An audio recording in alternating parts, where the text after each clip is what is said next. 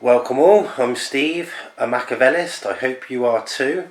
Welcome back. This is the fourth video, which is It Hurts the Most. It's a bit of an unknown one unless you're a proper Tupac fan, as it were.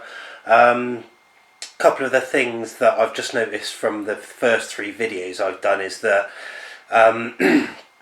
I'm a bit boring, so I'm going to try and liven them up a bit and speak a bit louder as well. I'm still playing around with a few things, so hopefully over the course of the next few videos we'll get a format sorted. Some of them I am going to do different to others because there's no point running through lyrics that are quite self-explanatory. There's only a few of them that really need dissecting, and some of them, I might do normal reaction type videos, but we'll get to that when we get to it.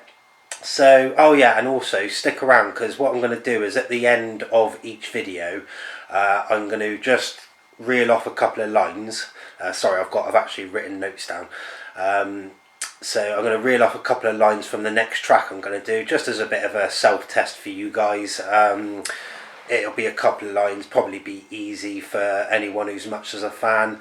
But don't Google it, just try and think of it and then you'll know what the next one's going to be. And I'm also going to do them in a way, I think I've decided on the way, because I'm roughly think I'm going to be able to do 3 videos a week basically, just because the actual doing the admin side of it and the sort of researching I do on YouTube for a lot of them, and other such websites, takes me through the week, and then it takes about 2 hours to do the 3 lyric videos, as I'm calling them, like with the lyrics up and all that and the song on it, and then it takes me about 3 or 4 hours to actually do this bit that I'm doing now and produce it and stuff like that. So what I'm going to do for the moment is in the 3s, and it's going to be one that only the hardened fans would have heard, which is going to be like this one here. Then it's going to be one that anyone who's bought the normal Tupac albums is going to know, like Shorty Wanna Be a Thug on the last one, and then the last one will be his more well-known song, you know what I mean? So that the last time followed that sort of formation as well with Road to Glory. Not many people would have heard that. Shorty Wanna Be a Thug, anybody who's bought All Eyes on Me will know that, and Changes, which everyone's heard. So yeah, we're going to start off with It Hurts the Most this time. This one was recorded in 1994 with obviously Stretch produced it as well as is on it, as well as Mo Preem. So I think it was destined for the Thug Life Vol.2 that never came out. That's why it's not very well known, but it's really good. It's a really good tune. I've had it on in the through the week and that a bit more than I would do, and it's not grown old on me. So yeah, so we're getting to it now. Anyway, obviously Stretch is a big part of Tupac's music in respect of All Eyes on Me, Holler at Me. The first verse I'm pretty sure is about Stretch, and then the second one a lot of people think it's about Biggie, but a few people have said it's about Live Squad, who was Stretch's group he set up with his brother Majesty. Anyway, so a bit of background on it because we'll get into it a little bit. So Stretch and Tupac were pretty close by all accounts. I don't want to say Tupac took him under his wing, but I think they sort of met, hit it off, and then Tupac started to get involved with him musically. He was a big fella, I think 6'8", I've heard some people say. But what most people will know him being famous for in the world of Tupac is that he set up Tupac for the quad shooting. Now that quad shooting happened on November the 30th, 1994. Stretch actually got killed on November the 30th, 1995. So a little bit of a coincidence there, but as we all know with Tupac's own death, coincidences followed him around, like a bad smell effectively. It's one of them things, and that's why the Tupac's own death, which we will get a lot into at another date when I've got time and I've done all my I've basically been researching it for the last 6 months and I'm still nowhere near done on it. But yeah, effectively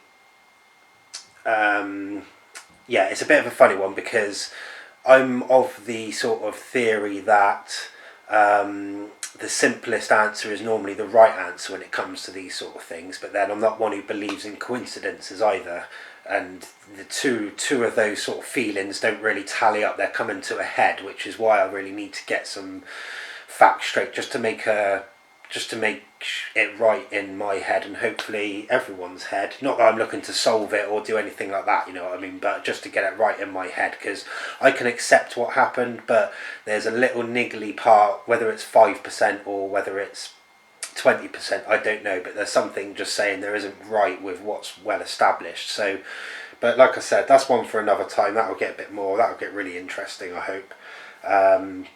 So yeah, so anyway, so like I said, that quad shooting happened on November the 30th, 1994, and as far as I'm aware, I've trawled through YouTube looking at various different videos from various different peoples, read up a bit on it as well.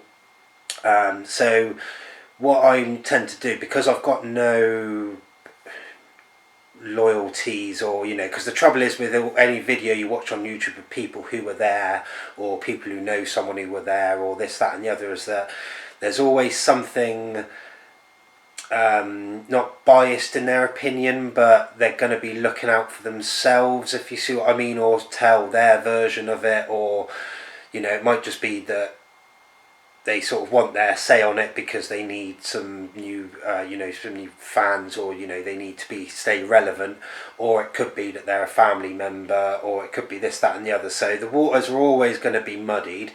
We know the main string of what happened, but the particulars I don't think we'll ever know specifically exactly how it went. All I'm going to do is kind of look at it from the both extremes of what some people say, what other people say, and then in the middle somewhere is going to be the sort of storyline that I'm going to stick to when I'm coming up with these things. So anyway, sorry, I had a red flash on the thing. I was just wondering what it was.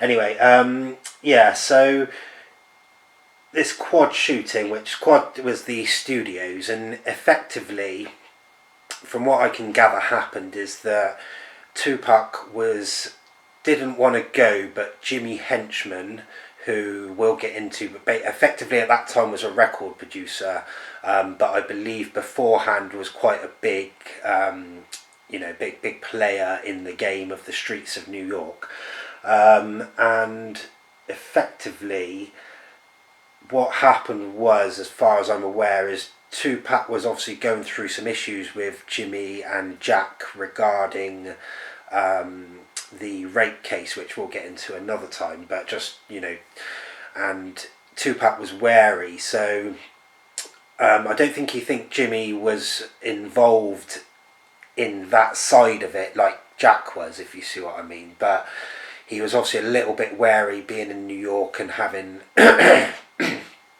having outed people in the public eye, which is a dangerous thing to do when you're dealing with street people. So he gets the call. He effectively is like, oh yeah, and Jimmy's like, yeah, the cash will be there, because he doesn't really want to do it Tupac. So Jimmy's like, yeah, the cash will be there, it's waiting for you. I can't remember, I think it was $3,000 or it might have been $30,000, I can't remember. Sorry, my notes aren't that good, but essentially Tupac agreed to do it in the end, and so he goes to the Quad Studios. Now that is with Stretch's there, and Stretch's brother or some form of family member of Stretch, and then Tupac's brother-in-law, as we would call him, but I think I don't know exactly how it goes, but effectively I think he was Tupac's sister's baby's dad or something like that. So anyway, 4 of them are going in. He's a little bit wary, Tupac, and then he sees Biggie and Puffy and Little C's up in the window, so he's a little bit, you know, his fears are a little bit alleviated. So they walk into the lobby. 2 or 3 guys run up on him as they're getting into the elevator and rob him. Now we'll get into the whys, whens and buts after, but essentially this is what happened. So they're getting into the elevator. The guys come up to rob him. they want, obviously, Tupac's got a bracelet on and a Rolex, which I think Haitian Jack gave him, as well as other such things, and I believe, I don't know if I'm right in this, but I think it was a chain that his mother or family member gave him, which was, I've got a feeling it was like a black angel or something like that, but the chain thing's quite, not dubious, but it's a bit of a funny one, just purely because the reason he probably got killed was over a chain, which was the death row chain that got snatched from a death row member. I forget which one it was it Trevon Lane? That happened a couple of months before that bit, and then in the actual fight scuffle with Orlando Anson, he loses another chain, which I believe is his euthanasia chain, which is the logo of his record company that he's hoping to set up, or something to that effect. But anyway, yeah, so effectively what should have happened is the guys go in there, rob them, Tupac gives everything up, and then they all go on their merry way, as it were. But what actually happens is that Tupac doesn't give it up, which, you know, is why we love him at the end of the day. The other three that he's with hit the ground when they're told to. He doesn't. And essentially gets shot 5 times, and then when he's getting out of the elevator, when it actually does go up there, he sees Biggie and Puffy and all that, and then, you know, we know what happened after that. So what most people get from this is that Stretch is the one that set him up. And the reason they say that is because I believe it was Napoleon said in an interview that while he was in hospital or after, Stretch came to Tupac and said, Jimmy's got the money for war, which is where at the end of Against All Odds, on the Makavelist album, Tupac says, I just remember what you told me, don't go to war unless you've got your money, I've got my money right here, let's go to war, or, you know, to that effect. Sorry, I've just coming off a cold from the last few days. If you've had a kid, you'll know what I mean about catching. I was never caught a cold for about 5 years, and I've had a kid, and I've just been feeling like shit for the last couple of weeks. No, don't take it like that. But anyway, so Tupac was actually still friends with Stretch after that, so he didn't suspect anything at the time. It was only when he got put to jail for he didn't actually get put in jail for the rape. It was a kind of low thing of effectively tapping her ass or forcibly holding the buttocks, I think was it. But because of who he was, they gave him the maximum sentence they could have done for that. They just weren't lenient with him. So yeah, but anyway, he's gone to prison with that, and then in prison someone has told him that Stretch was the one that set it up, or is running with Jimmy Henchman, or is still running with Biggie and the crew and stuff like that. So that's what actually set Tupac off on him when he was in jail. They were still friends after the actual shooting in Quad. Now, looking into it, the first thing you got to ask is why would Stretch do that when they're obviously really, you know, they're really good friends. They're one of the closest ones. And the thing is with Tupac is that I get the feeling that he didn't trust anyone, but if he did trust you, then he became fully emotionally invested in you, if you see what I mean. I think that's why it went so sour with Haitian Jack, because he got in with someone who he wanted to get in with, thought he was looking after him, went, you know, let his guard down, as it were, and then he got betrayed by him in his eyes. And I think this is the same sort of situation where, you know, he thinks they're like that, these two, Tupac and Stretch, and then he hears that he's the one who set him up. And you know, effectively, from what you can imagine, if you're in prison and you're paranoid, you know, you're going to be thinking they're sipping champagne and caviar, and you're the butt of their joke, sort of thing, while you're rotting in prison. And that's going to feed into what we get after with Hit, Holler at Me, and Hit 'Em Up, and Against All Odds, and things like that. So anyway, motivation for Stretch to do this, there's two main lines of thinking on this. I don't think he would have just suddenly walked up to them and gone, oh yeah, can we set Tupac up? I don't think that was his style. One of them, the main theory that I see is that it was for half a kilo of cocaine or something like that, which is a lot of money nowadays. It was even more 20 odd years ago. So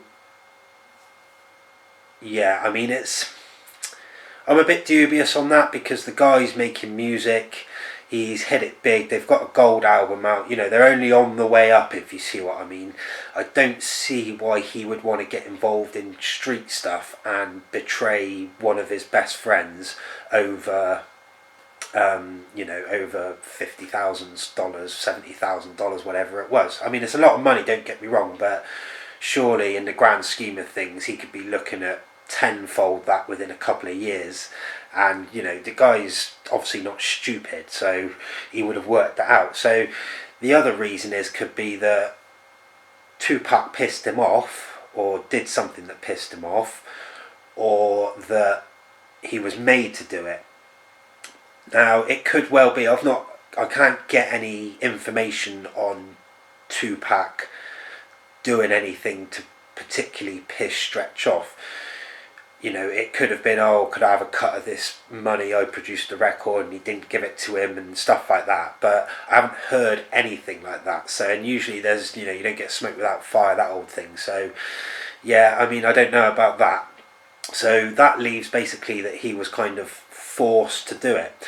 Now, it could have been, you know, these guys, Jimmy Henchman specifically, you know, maybe Haitian Jack's getting a bit of giving him a bit of help, maybe, you know, I don't know, but it could be something as simple as, you know, you do this or you die, which is fair enough, but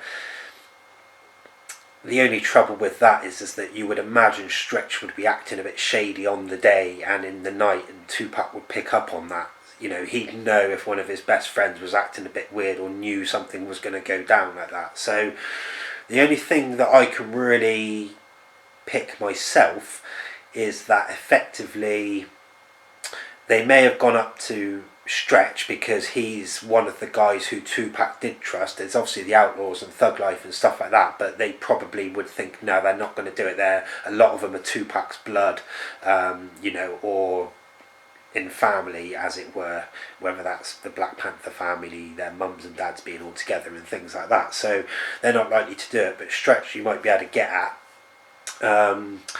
And I myself, if I was to pick something, I would say that basically they probably went up to him and said something along the lines of, look, Pac is airing his dirty laundry in public, our dirty laundry in public. He's going on the news and in newspapers and magazines and picking people out, specifically saying their names, which, you know, is bad form at the end of the day. It doesn't matter if you think Tupac is the second coming of Christ, even if you think that much, but you know that it's bad form. You know, I know he would have been under a lot of pressure. He would have cameras on him 24/7 and that, so it would have been hard not to. But yeah, you know, it's just one of them things. I come from reading a lot of mafia books when I was younger, and the Ormeter and things like that, and you know, the Code of Silence and things like that, and Tupac sung about it in his songs as well, about snitches and stuff like that. So yeah, it's one of them.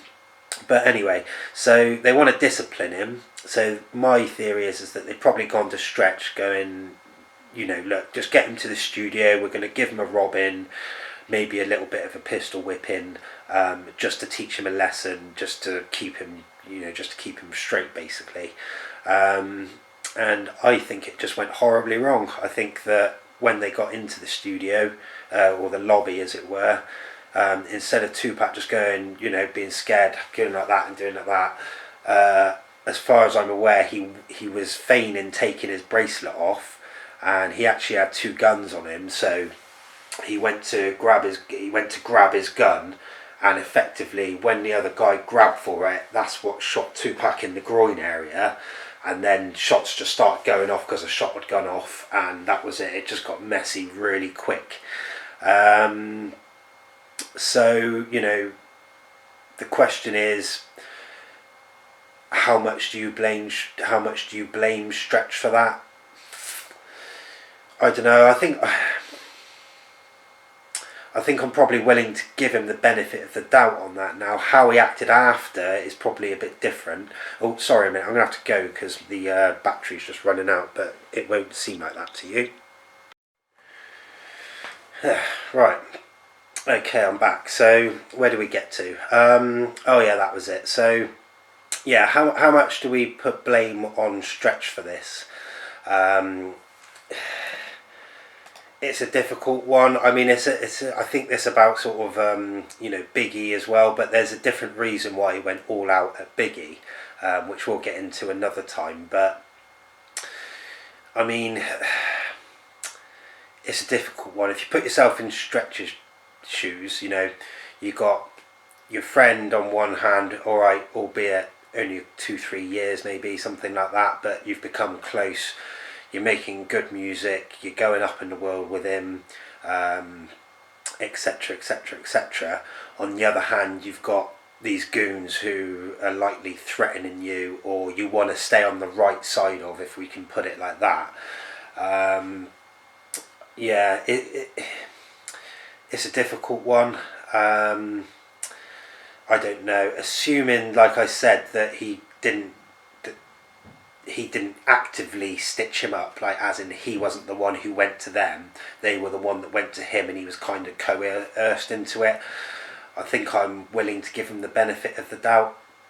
I mean, Tupac said in one of his interviews that he was pretty pissed off that Stretch at the time of the robbery didn't actually stick up for him, but they may have been close, but I don't think they were close enough that Stretch was going to dive in front of a guy with a gun and shoot me instead, sort of thing.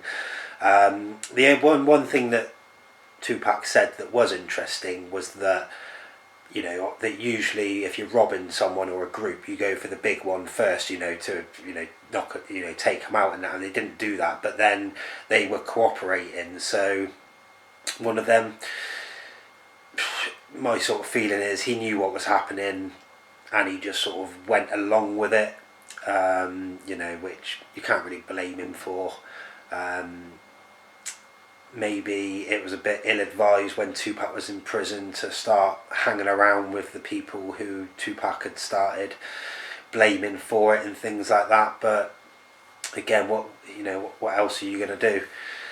So he didn't have to do it, by no means, but yeah, it's one of them. And then but interestingly enough, going on from that, I'll let you decide what you feel about him. Obviously, some people, you go in some of the comments, which is a dangerous place to go at best places. But you go into the comments and there, F Stretch and F him, he's a snake, and this, that, and the other. I don't particularly prescribe to that. So yeah, it's one of them. But it doesn't matter, because that anger fed into some of the greatest songs that we like. So swings and roundabouts in a strange old world. But anyway, just going back to Stretch a little bit. Like I said, funny enough, the timing of his death, which was exactly to the day a year after Tupac was shot at Quad, is a little bit funny to me. There's something there that sort of just, I don't know whether.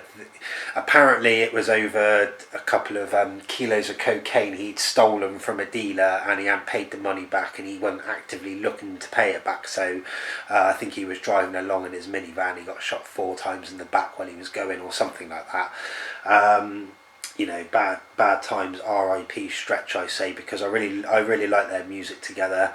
My favourite one of the two of them together is Under Pressure. That's a real gnarly one, which we'll get into another time. And you see the smile come on my face just as soon as we started talking about that. This is another great one as well. Totally at the sort of, not a different end of the scale to that one, but you'll hear it in a minute, and you've probably heard it already. But yeah, no, it's a good one. So yeah, it's a bit sad it worked out the way it did, but it is what it is at the end of the day.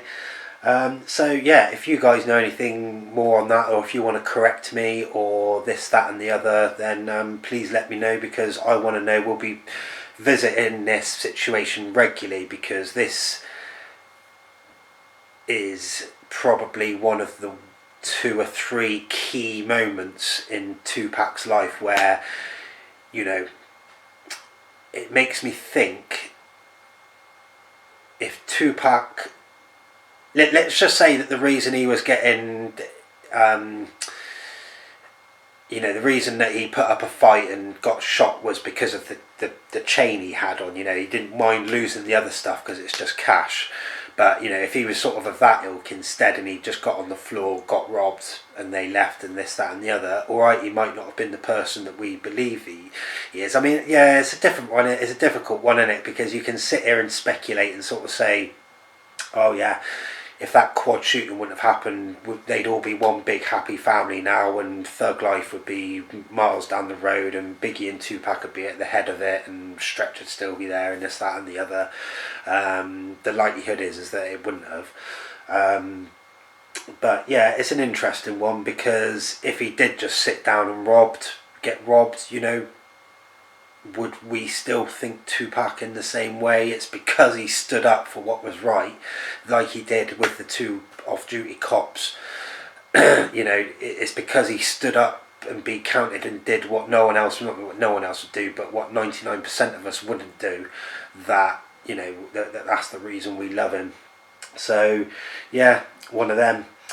Anyway, let's get into the tune a little bit. So, like I said, it Hurts the Most, recorded in 1994.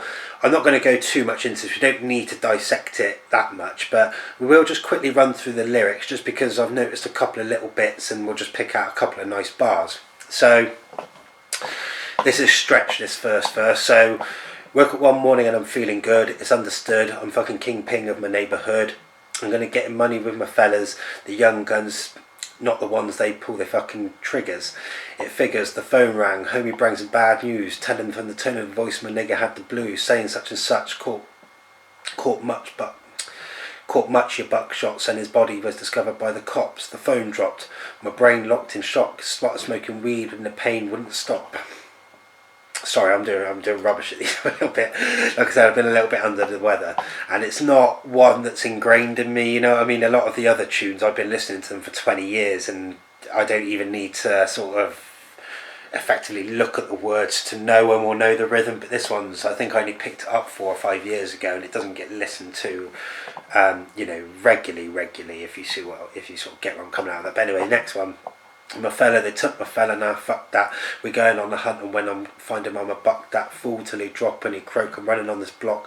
Fella, watch the Glock smoke, provoke the hit shit, want my vengeance, and I skid off away with my intelligence.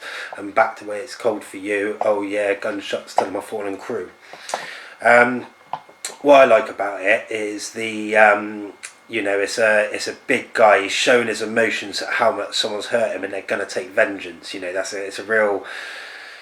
it's a real good feeling, revenge. Not revenge itself, but the thought of it, if you know what I mean. That's why in movies like Steven Seagal movies, for example, my favourite, and they're sort of people who can do something about it because they've got the means, as in the guns, to do it, if you see what I mean. But my thing about the Steven Seagal movies is that the best thing about them is that there's always that bit where they find out that he's some, you know, in Under Siege, that he's a, you know, ex-counter-terrorism Navy SEAL, so he can do something about the revenge he's about to do, if you see what I mean, and like with Taken and stuff like that. So yeah, I do like that side of it. Anyway, chorus is the chorus. Let's get on to the next verse, which is the Tupac verse, which is: revenge is sweet on the street, understand me, gotta retaliate, get it straight, locate the nigga's family. I'm rolling with my Jeep top speed, ready to pull the trigger on any bitch ass fella who got weed. They killed my homie and I'm restless, gotta get him back. A fella with a Mac and a death wish, tears in my eyes, don't cry. Look up to the sky, wonder why. Do everybody gotta die? Another soldier in a casket, can't eat, you can't sleep till I'm buried, them bastards. His family is falling into pieces, his mama don't understand the madness. I can't explain the drama, and it hurts the most when it's someone close. I smoke weed cause I'm losing hope, and any dope can see the ghetto's full of drug dealers. Ain't nobody born a killer, but it hurts the most. So, you know, again, it's that sort of he's forced to what it's going to do. But the one thing I did notice is that I'll just quickly flip back to the two Stretch verse screens, if you like, and you can see how long those sentences are. You know, I mean, you know, how much they're taking up of the screen, those two. But if we go to the Tupac ones again, you see they're actually quite short. So I'm not I'm not a rap technician, so I'm not going to sort of go into the ins and outs of it, because I just know what I like. But I just thought that was quite interesting, in the fact that the delivery is quite different and the way they rap is obviously quite different. So this third verse, last verse, is Mopreme. one man drowning in the quicksand, put my fella down with a foolproof plan, or the other hand used that we tried with blocks, so it was time to put in work with the 10mm Glock, and in no time flat I had the money sack. I'm a guard it all, 100 G's in my arms, all thanks to my fella who took the most risk even though I was a little bigger. I thought it would be alright, just bust another right and get the ghost down the turnpike, but fucking pig cut him off. Fella once soft, he let his 9 off, and that'll be the only way I'll take it. Filling with lead, and now I'm raiding his babies. Now the money don't come close, because when a friend dies it hurts the most. That's quite a self-explanatory one. Nice bit of storytelling there, you know, putting some you know, basically they've obviously robbed someone or something like the bank.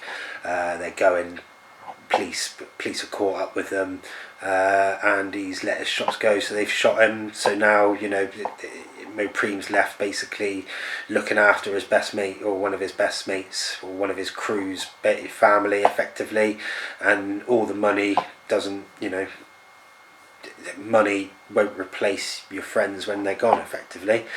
So yeah, it's a good one. But yeah, let's get into it a little bit, and I'll let you enjoy it for a sec, and yeah, I'll see you in 2 ticks.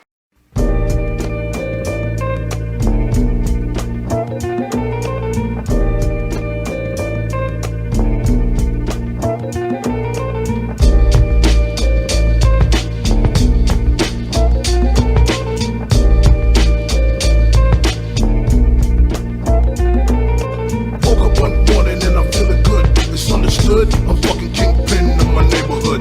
I'm getting money with my niggas. They young guns, not the ones pulling fucking triggers. The figures, the phone rang.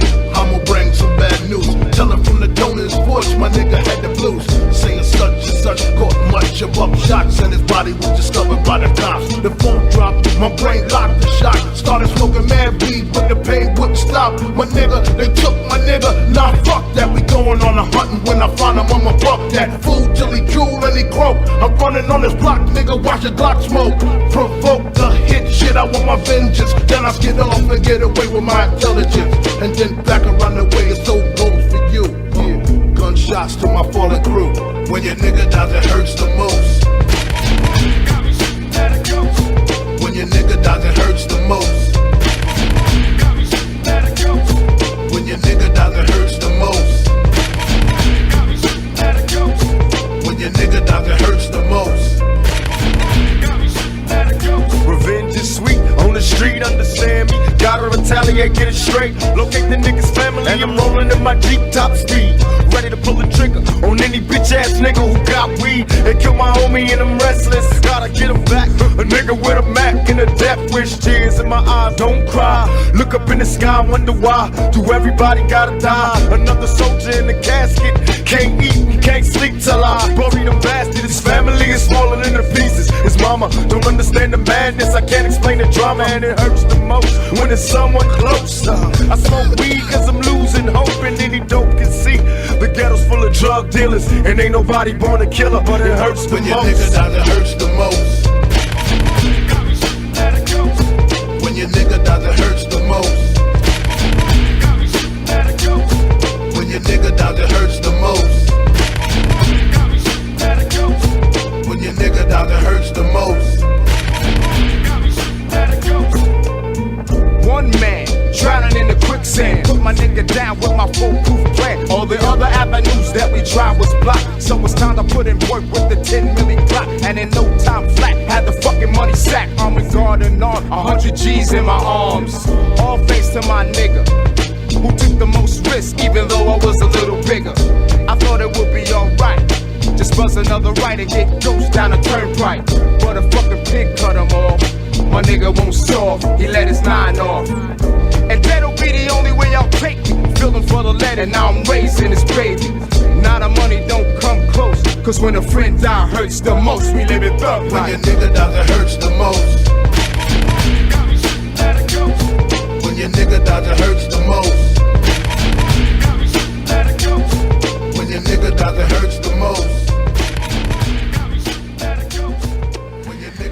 Yeah, so like I said, it's a nice little beat, that one. Well done Stretch on that one. Delivery's good. Stretch has got a real good, he's a good foil for Tupac. They've both got real,